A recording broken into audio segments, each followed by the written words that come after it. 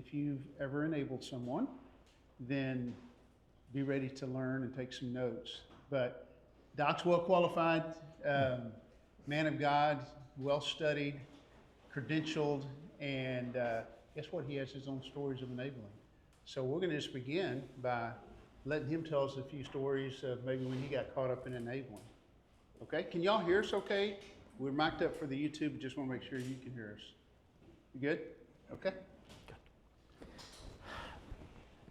When I moved in my house, I had a neighbor who moved in shortly thereafter. Nice car, nice job, worked for Xerox. He was a good, hard-working guy. And he hurt his back, and he got on disability, and he got on prescription meds, and he couldn't get off the prescription meds, and he got on some heavier drugs, and he started dealing. And he just vanished until he got on the drugs. He'd be out in the yard. He liked to stand out there and water the whole yard with a hose. He'd be out there talking real loud on his telephone and watering the grass. And when he started drugs, he went into withdrawal. He went into hiding. And one night he knocked on my door and said, "Hey, it's too late for me to get to the bank. I'm out of cash. I need some gas for my car. Can I borrow $10? I said, "Sure." Handed him $10. Well, he never paid me back. A few weeks later, came knocking on the door one night and said, "Hey, I just need a little bit of money. Could you loan me $20? And I said, "Yeah, when are you going to pay me back?" He said, "Man, I'll pay you back tomorrow." He just went on and on about he'd have it back to me tomorrow. Nothing happened. A few weeks later, he came back again knocking on the door. I found out he was doing the same thing to the other neighbors. He said, "Hey, can I borrow $20? I said, "Tell you what, I will loan you $20 if you promise you will never, ever ask me for money again." And he said, "Really?" And I said, "Yeah, really. I want to be sure we're clear here. I'm going to give you $20 and you're never, ever going to ask me for money again. Deal?" And he said, "Well, yeah, okay." Gave him $20. A few weeks later, came knocking on the door. "Can I borrow $20? Man, I really need it. I'll pay you back tomorrow." I said, "Well, I think you're about $40 or $50 in debt to me now, and you promised me that you would never ask me for money again. And why would I loan money to anybody who does not keep their word to me?" And he said, "Really?" And I said, "Yeah, really." Well, I kind of drew a line in the dirt there and just said no more. I did not want to enable him. I did not want to help him be anything less than his best. I didn't want to be taken advantage of. It was a little bit confrontational, a little bit uncomfortable, but all the neighbors knew about him. When new people would move in, some of the neighbors would say, "Hey, this guy's going to knock on your door. Don't even open the door. He's going to borrow money. He's on drugs. He's trying to get money anywhere, everywhere he can." Well, I didn't stop loving him, and his yard, since he wouldn't come out because he owed everybody money, started really growing out of control. It was ugly. It was bad.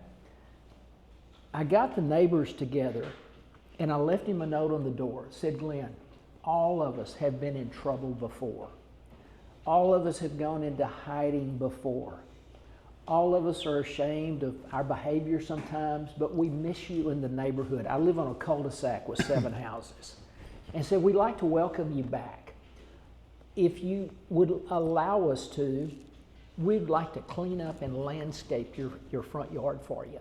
Won't cost you a dime, help you get started, and we'd like to welcome you back to the community. All you have to do is say yes and leave this on my door, and we'll take it. You don't have to talk to anybody." But we landscaped his yard, we cleaned it up, and he started coming out a little bit. He finally got himself in Narcotics Anonymous. He's been clean and sober for 12 years, every week until he had surgery recently, and I took him to Parkland Hospital for his surgery. He mows my grass for me, and I edge his yard for him. I've got a weed eater and he's got a lawnmower. Small yards, it works out great. But I did not want to enable him. And I tell you this story because you can do things that are harsh, that are hard, that might even seem selfish and not generous, but in the long term, it's best for somebody. We have a really good friendship now. We talk probably 2 or 3 times a week when we're out and about in the yard. It worked out good. I've got another friend on the other side who refused to enable me. When I was a junior in college, I went to Glorieta Baptist Conference Center, and there I was a summer staffer.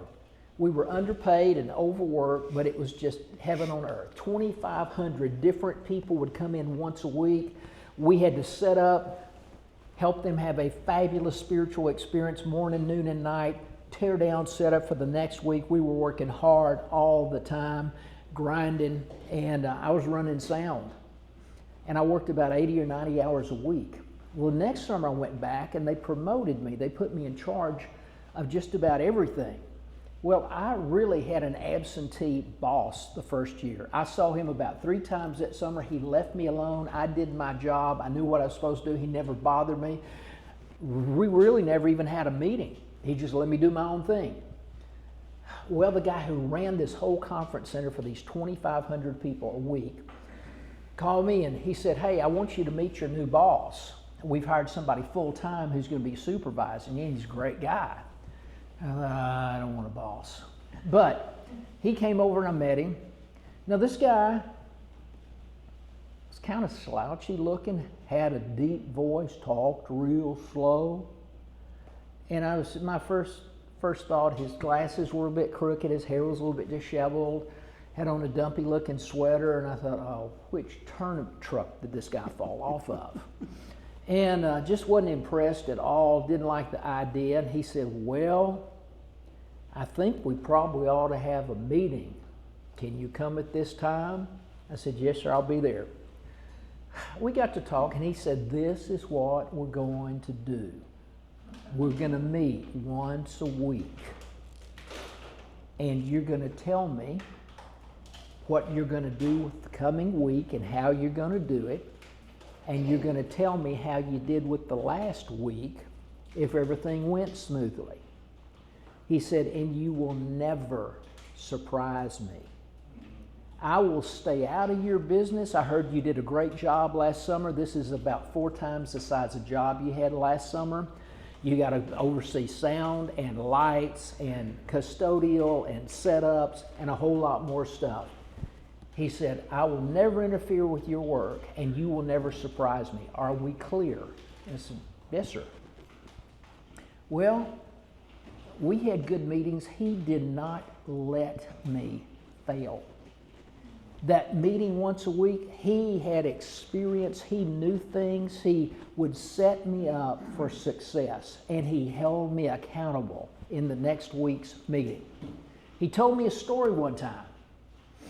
He said, "Let me tell you a story." And I'm going to speed it up just so we'll get out before supper tonight. He said, "There's this old country farmer, and he and his wife, the highlight of their life was they'd hook up the mule to the wagon, and once a week on Saturday, they would go to town.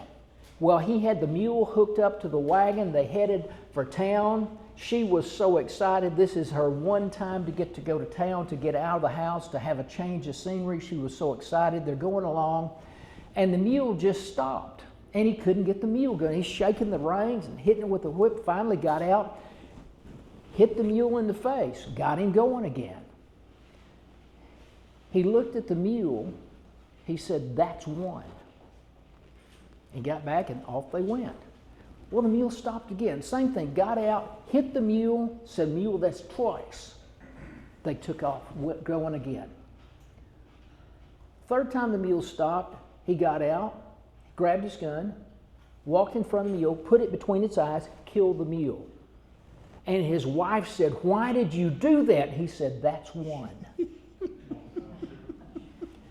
This guy, I found out later, was the first divorced man to ever graduate from Southern Baptist Theological Seminary with straight A's.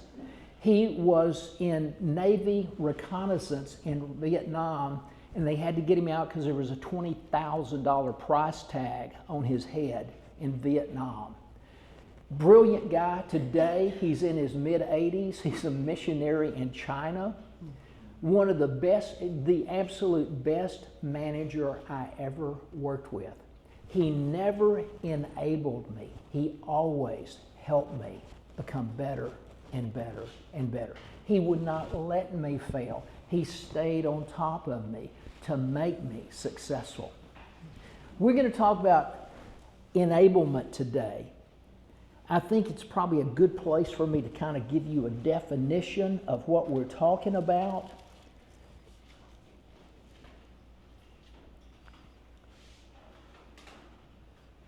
Let me read this to you. Enabling, this is from a very professional person. Enabling is a behavior where an individual, often with good intentions, directly or indirectly supports a loved one's dysfunctional and harmful actions, such as addiction, irresponsibility, or poor mental health.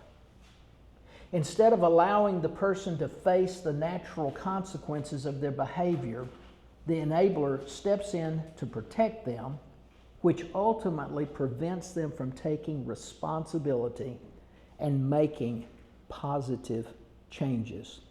My parents were as good as anybody could ever have.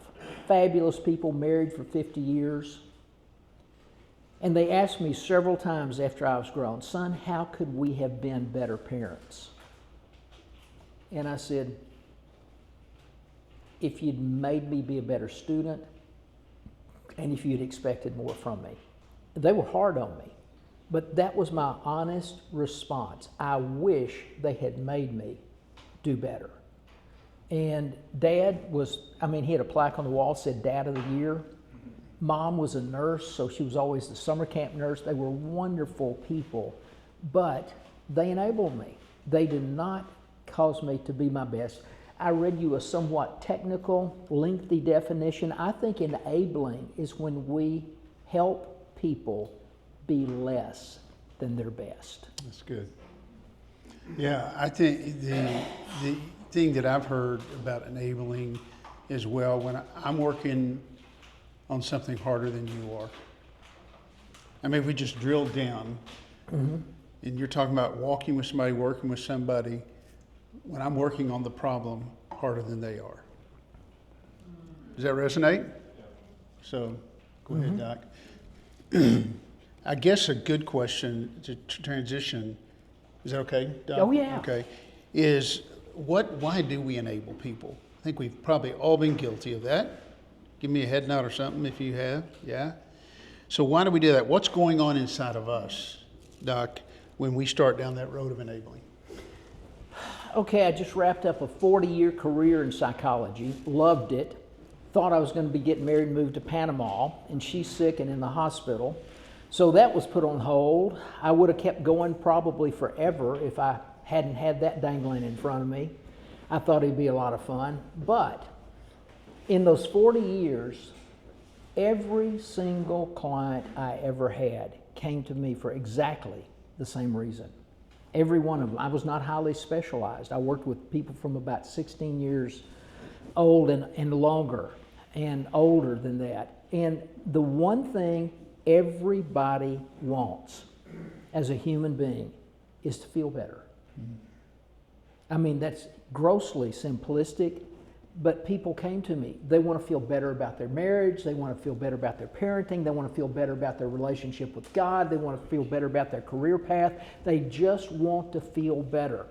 And one of the things that I've come to believe very strongly that we don't always hear so much about in church is God wants us to feel better. He wants us to feel good.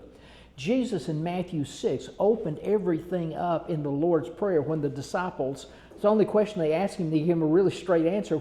They said, they didn't ask Jesus, teach us to do miracles.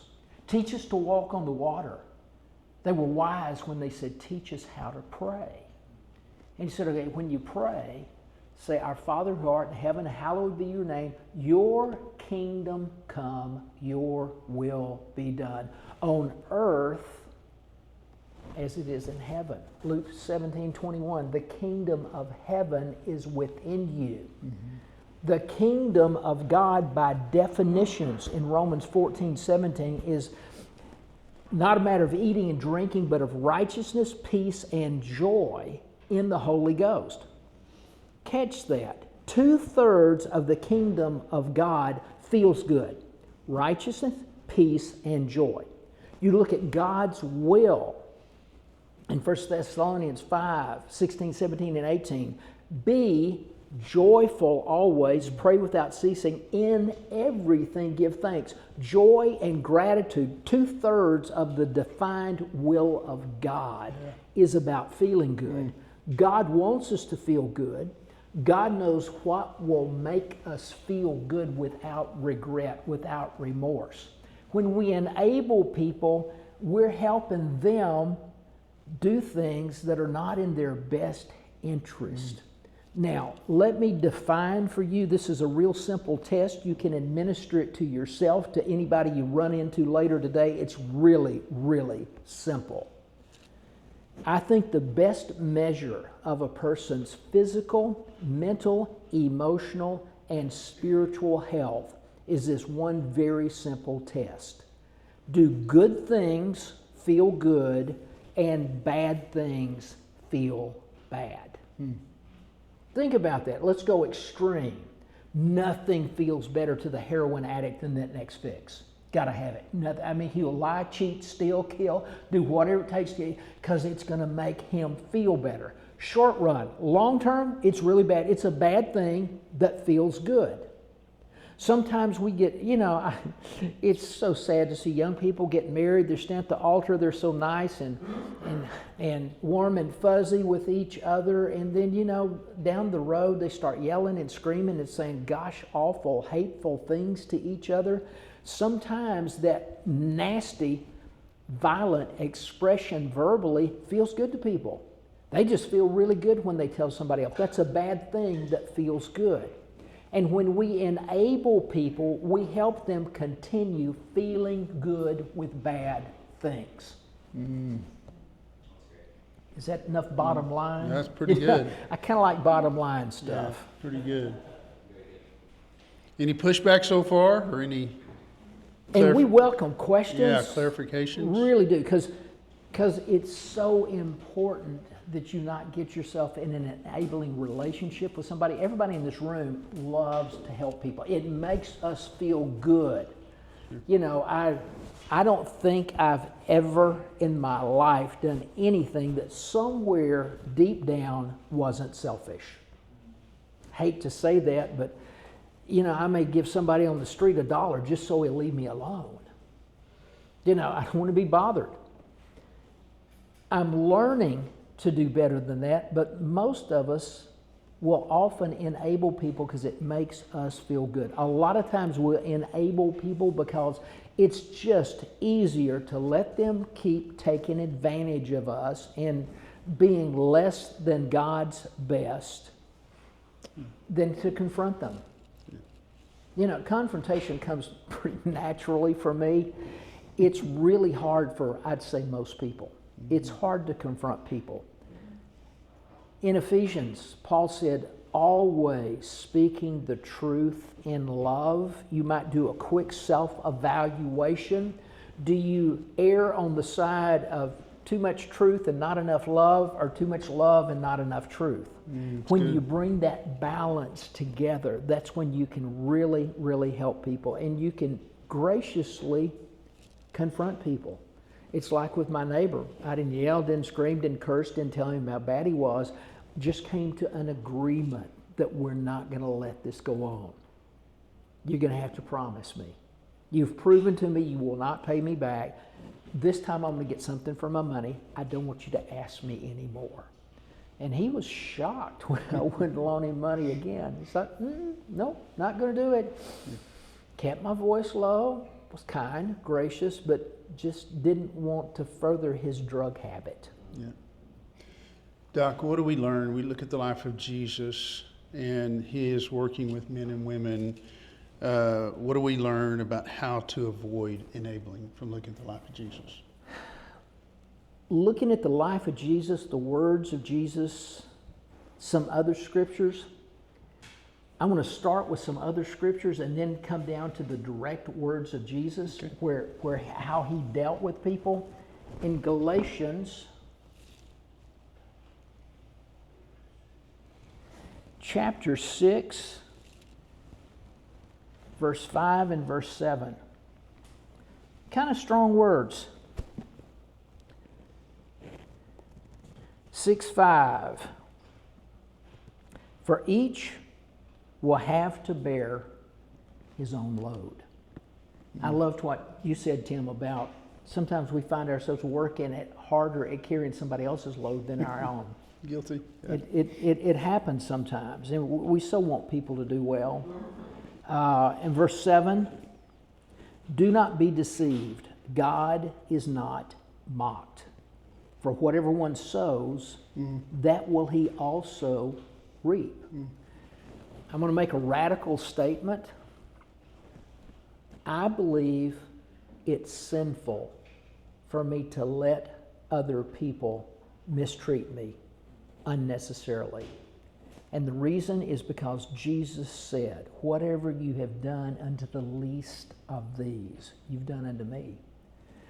And sometimes we think of everybody else out there as a child of God and don't realize we're a child of God too.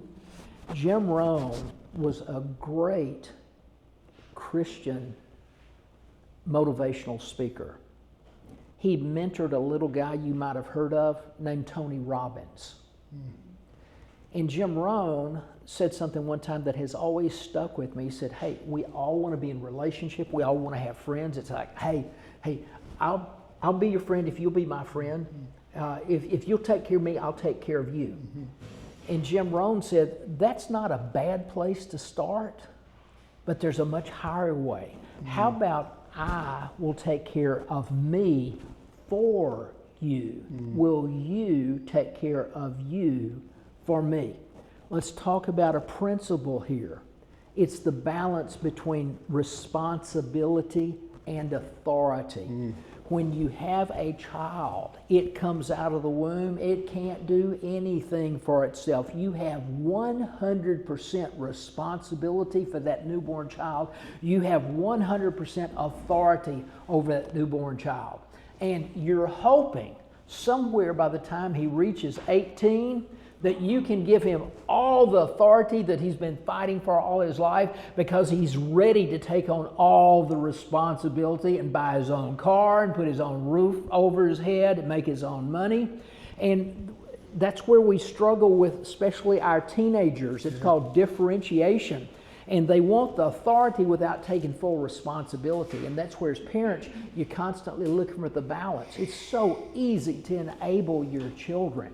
But they want that authority, and that is a huge bargaining chip for many of them, not all of them. Some of them will be happy to be a couch potato in your home until they're 70 years old.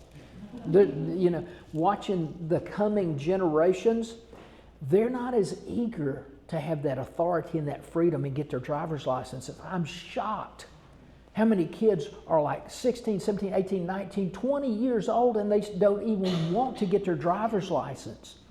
But most of the time, people growing up, they want more and more authority, but with more authority always comes more responsibility. That's why I believe when you look at the greatest commandments, Jesus summed it all up. Love the Lord your God with all your heart, all your mind, all your strength, and the second's like the first, love your neighbor as yourself. In the Christian community, oftentimes I see people loving others more than they're loving themselves. And they're taking more responsibility for other people where they don't have authority. And when you take responsibility where you don't have authority, you're going to find yourself hamstrung. You're going to find yourself running into trouble again and again and again. Some of you have had jobs before where you were tasked with something, but you were not given the resources or the authority to do it, and you just couldn't succeed. And it's a bad place in which to be. You know, Doc, it's funny. I had a situation several weeks ago where a pastor reached out to me and was having stuff going through, and asked me to get back with him. And I never did even pause in the process to say, are you inviting me into this, Lord? And I called him back. I'm going to help God, right? I don't know if y'all have ever done that. I'm going to help God like he needs my help. Called him back, and it didn't really go well at all. Conversation didn't go well. He was upset with me, and I wasn't real happy with him. As soon as I hung up the phone, I felt impressed by the Lord saying, I really didn't invite you into this. So I got back with the guy and apologized and stuff. But I think sometimes for me, enabling comes when I invite myself into something to help God that he never invited me into. And then I usually get my feelings hurt. Imagine that. Okay, so help us, Doc, identify what may be some signs, some signposts, yield, stop, when we start trending towards enabling. Let me read through these with you. We will catch ourselves enabling others when we're protecting someone from the consequences of their behavior, making excuses for them, covering up their mistakes. Second thing, we'll start taking responsibility for another person's problems or actions. Then it starts to slide downhill, it gets worse. We'll either deny or minimize the seriousness of their behavior. When it gets to drugs and alcohol, a lot of lives are at risk there. Right. And sometimes we say, oh, he's just a teenager. Oh, it's just a phase he's going through. We need to watch out for that stuff. A lot of people find themselves just doing anything they can to avoid confrontation. Enablers can wear you down so fast. And sometimes you'll find yourself weak and tired and just don't want to draw that line in the dirt.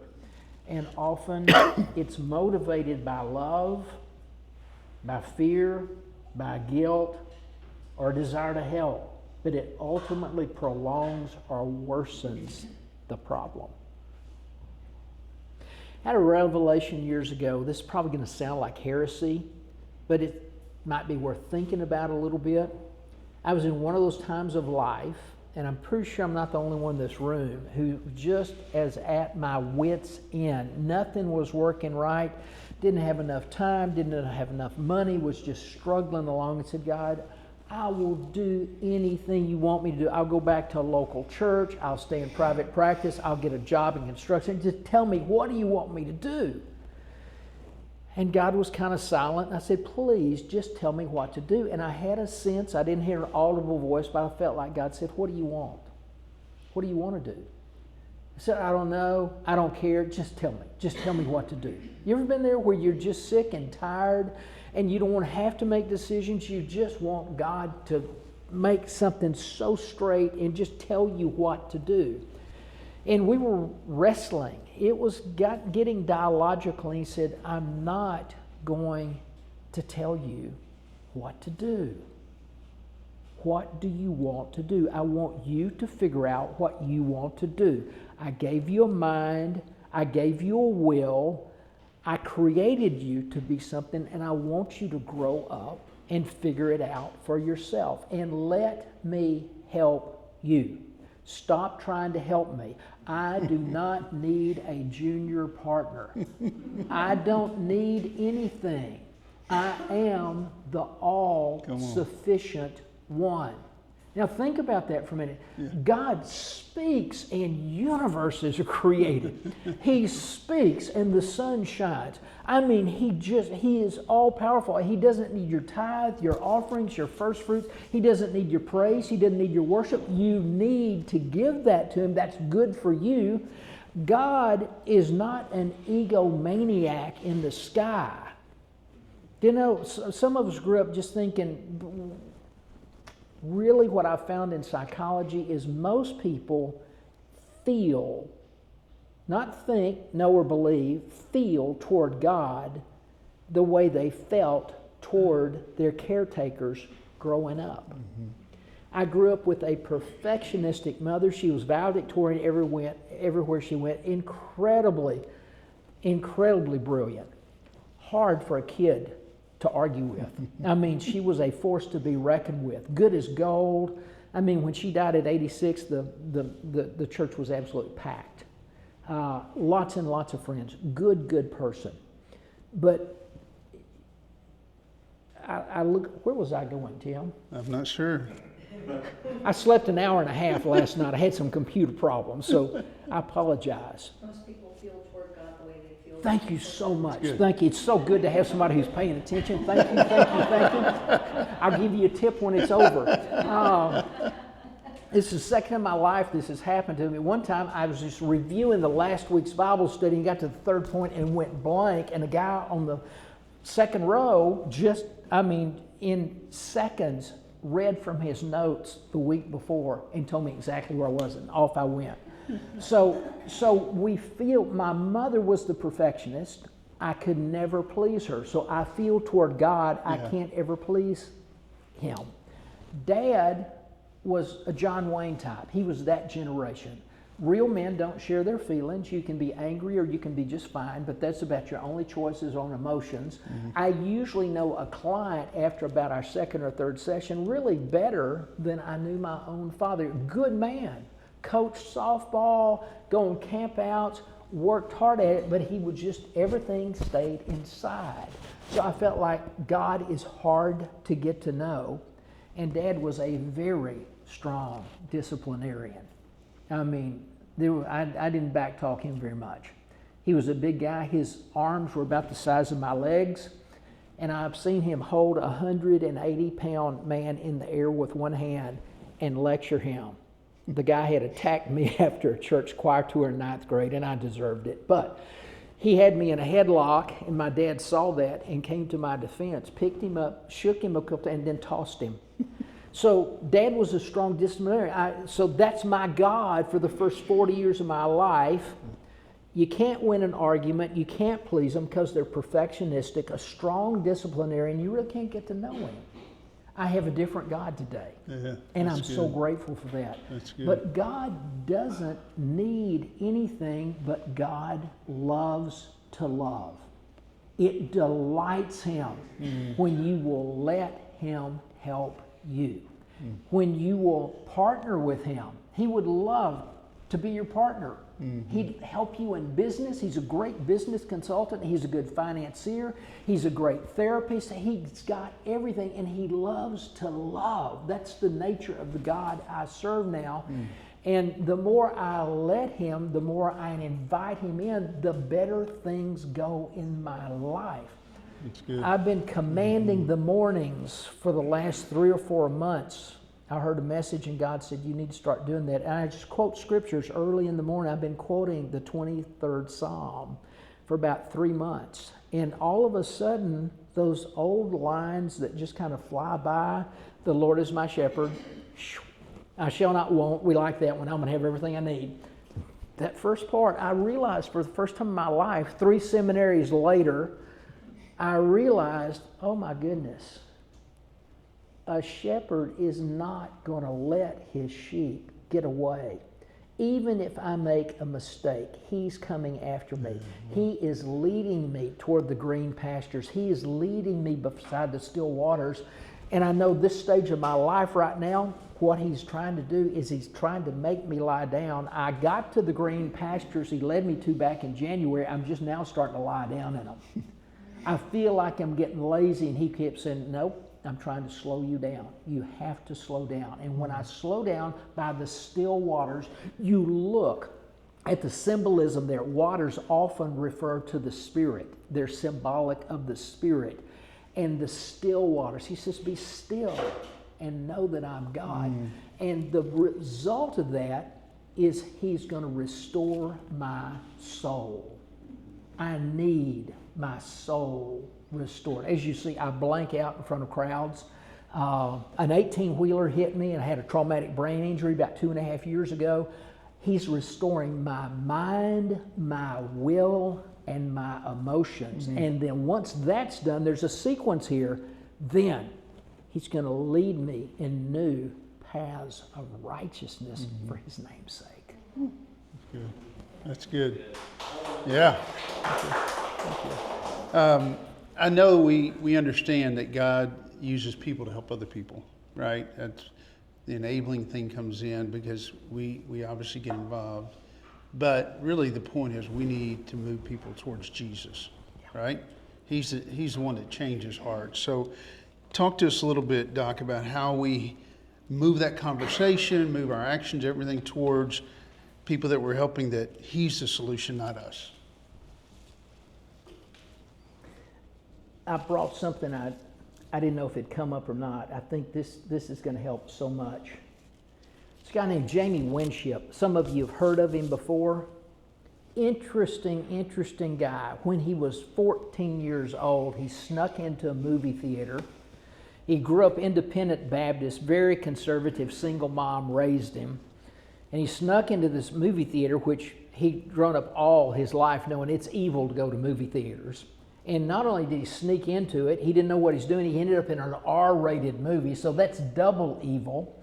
And he's watching this movie. He's never been in a theater before, and it's kind of like a church. You know, you got 3 different sections and the stage up front and the big screen. And the movie was Serpico. He had an experience with God at 14. He's watching Serpico, and Frank Serpico was a real cop in New York City who was a righteous man who would not take bribes, who could not be bought. And it was quite a challenge. And in that movie theater, he made this decision that he wanted to be a police officer when he grew up. And he realized at 14, he's going to have to take a lie detector test to get to it. He grew up in Washington, D.C. He's going to have to take a lie detector test to become a police officer. So he didn't drink, he didn't steal, he didn't do drugs. He kept himself eligible to become a police officer, went to the academy, became a police officer in D.C. Shortly after his rookie year, a child was kidnapped one night. And he and his partner converged at the house of the parents. It was kind of late at night. These parents were distraught. It was their only son. He had 2 little boys at home. He could feel the parents' pain. They had no clue. They didn't know what kind of car he was taken in. He was taken from a bus stop. There were no witnesses that could tell him anything about what happened. And he was with his senior partner, and he felt so sorry for the father. He said to the father, "I promise you, I'm going to find your son." Well, when they stepped out in the front yard, his senior partner jumped all over him. "You know better than to make promises you don't know beyond a shadow of a doubt you can keep." And he said, "I'm sorry, I know it's wrong, but I think God told me to say it." And so they got in their cars, they went their separate way. They have no clues. So he goes near the bus stop where this child was last seen, and he just parks his car. It's like getting close to midnight. And he prays this strange prayer. He says, "Dear God, I kind of think you know where that little boy is. Would you be willing to tell me where he is? And would you be willing to tell me how I can know it's you telling me?" I thought that was a brilliant question, because that's something I think we're all still learning. How do I know how do I distinguish between God and just my wild, crazy imagination? So he prays that prayer, and he's sitting in his car. He's watching cars come and go. It's getting real slow. Not many cars coming by. Car comes by. It's going exactly the speed limit, not speeding. One person in it cruises by. They kind of had eye contact for a minute, and when the car passed him, he had this sudden, horrible nausea. He just instantly felt like he was about to throw up everything he'd eaten that whole day.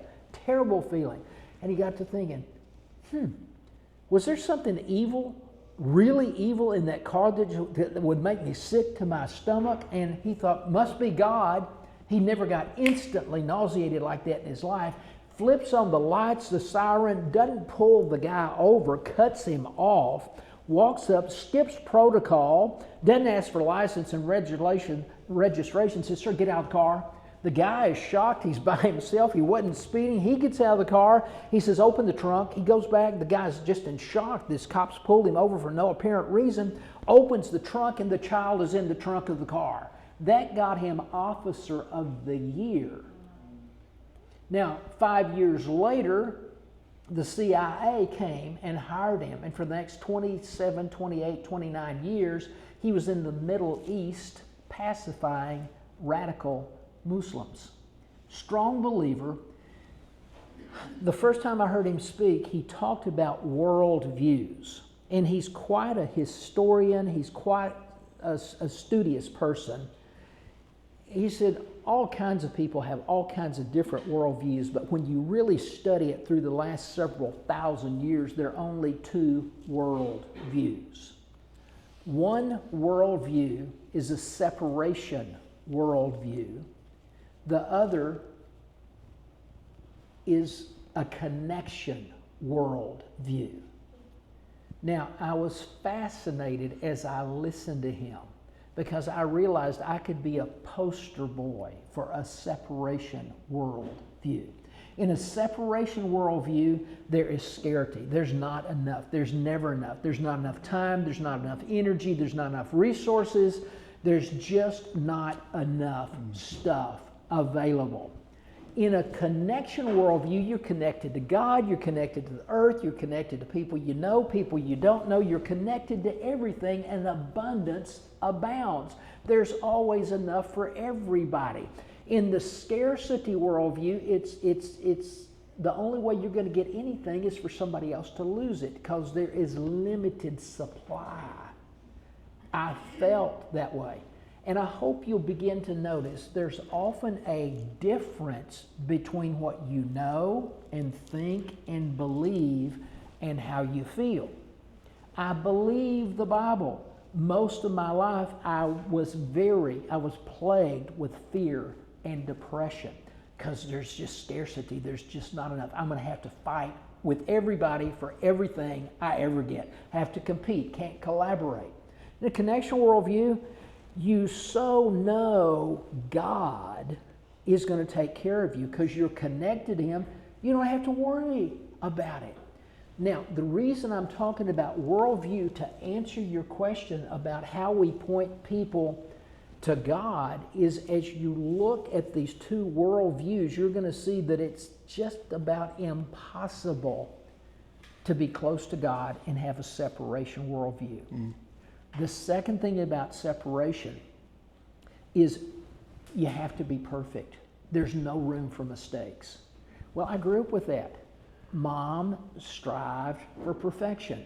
By the time I was 3 years old, once a week, trying to be a great mom, she'd pull out the china, the crystal, the silverware, set the table, cook a great meal, and we'd practice our good manners.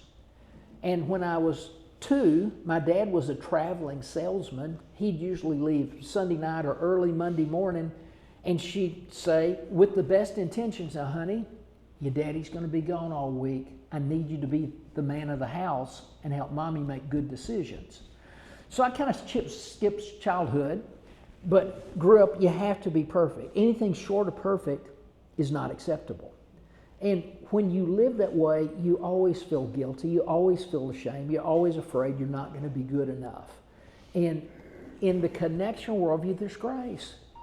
Did you know that God knew when He created you? He knew before He created you every single mistake you'd ever make. He knew you were going to fail.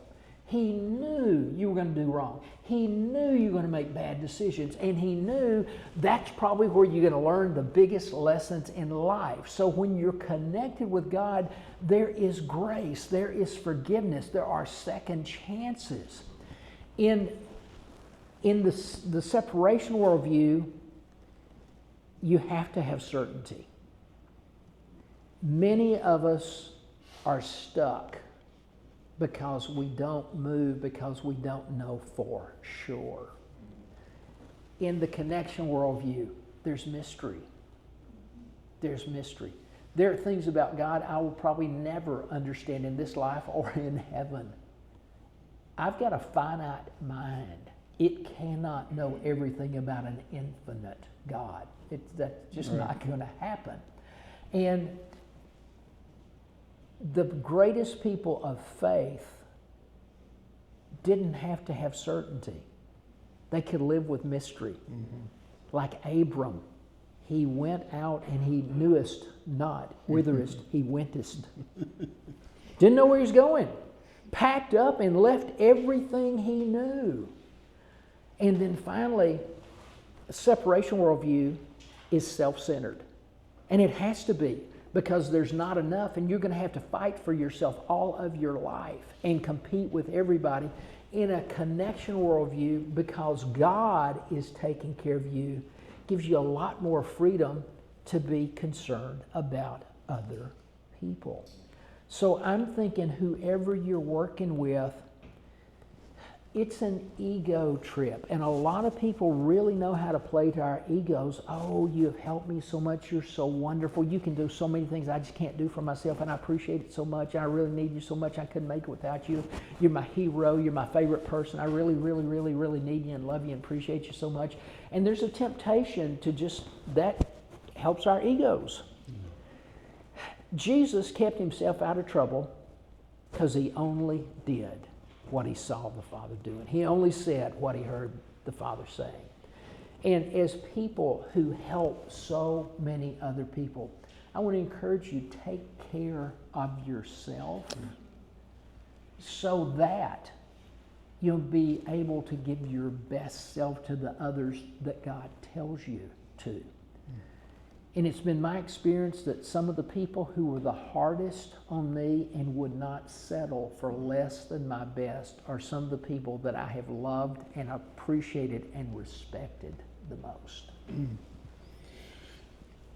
Similar question, just something you're kind of putting together for me. I like this slide here because the worldview, and I'm looking at it from a mission standpoint, and it's sort of like if you operate in the left side, which a lot of missions, I know we tend to go over there like we don't have money. We not serve from the open next month. We, perfection, yes, yes, people in there are not perfect. And the self-centered, because but we do tend to think about others. But it's just the freedom that comes to the right side. Yes. Yes. For our mission work, if you can operate on the right side, Yes. that is, to me, a gift. Yeah. Because just operating, and it's all in his grace, his mercy, his abundance, his everything. So I'm encouraging any mission to work on the right side. That's the lesson Ed and I, every morning we wake up and we tend to go to the left. Yeah. But at the end of the day, we really end up in the right or try to be there. Yeah. And then the second thing I wanted to say is just to further drive home the point that Jesus walked by a lot of poor people, a lot of sick people, and he didn't help them. Yeah. So it was something from his Father. This is the person you're to help. This is the Yeah. person you're to help. So there are those that are going to fall through the cracks. We're not going to help everybody. Yeah. And I'm just thinking, you're just driving home everything that Yeah. going on. I just Yeah. It has changed my life, and I'll catch myself saying, no, no, no. I'm tired of that separation world view. I'll find myself just opposed and grumpy and grouchy and at odds with people. I'm connected to everybody. And when I think about the Lord as my shepherd, I've never heard of a sheep having to fight off a wolf. It's the shepherd who does that. I bring the shepherd back to I can be on the right side. I can be on the connection side. If I realize he is my shepherd, I may not know it, but he's going to keep me going where he wants me to. He may put a crook around my neck and pull me out of a hole I've fallen into. He's not going to leave me behind. He's going to stay with me. He's going to get me to the green pasture, the still waters. And if he has to break my legs and carry me on his shoulders so I'll stay closer to him, he'll do that. But he's the shepherd. So I don't even have to worry about making mistakes because the shepherd will get me back where I'm supposed to be because he loves me.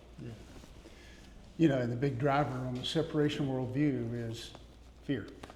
Oh, yeah. Bottom line. Yeah. It's fear. Fear. We're walking in fear when we have that sort of worldview. There's so much more that we have. We're out of time. A couple of resources, When Helping Hurts. There's a great book if you've not read that. He's referring to Jamie Winship. You could probably YouTube Jamie Winship and put in worldview, get more info. His book, Living Fearless, highly recommend. Yeah. Yeah. Excellent book. And Jamie Winship and Donna his wife is a wonderful teacher in her own right too. So, hey, thanks for listening. It's such an important topic, you guys, and we all can make the mistake. We will, and it's out of a heart to help, I know, but we don't want our help to hurt. And so, Doc, great job. Thank you. So much insight. Let's thank him for It was his idea. you know, well, you make mistakes enough and you're like, I need some help. Let's study this. So